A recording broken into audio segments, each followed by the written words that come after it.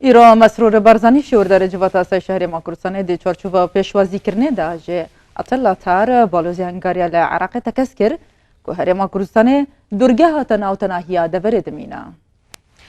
لا دیدارێکدا کۆمەڵێک پرس لە نێویاندا پەیوەندی دووقۆڵی و هاوکاری سەربازی تاوتێکرا جەخت لە گرنگی مەشق و ڕاهێنان بە پێشمەرگەی کوردستان لەلایەن تیمی ڕاهێنانی سوپای هەنگاریاوە کرایەوە.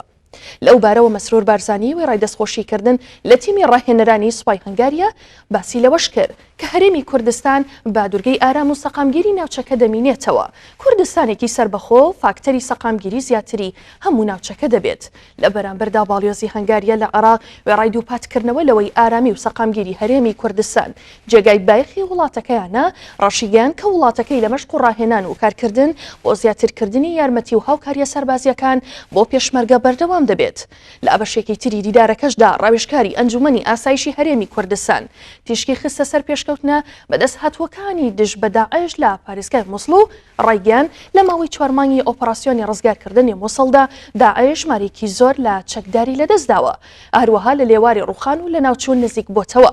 هەر لەو دیدارەدا گفتوگۆ لەبارەی پەرەپێدان و قوڵترکردنی پەیوەندی دۆساتی نێوان هەنگاریا و هەرێمی کوردستان کرایەوە لەو چوارچێوەدا باڵیۆزی هەنگاریە ئەوەی ڕاگەیان ئێمە لەسەر پەرەپێدانی دۆسایەتی و هاوبەشی نێوانمان سوورین هەرێمی کوردستان دەتوانێت لە بوارە جیاجیەکاندا پشتمان پێ ببەستێت.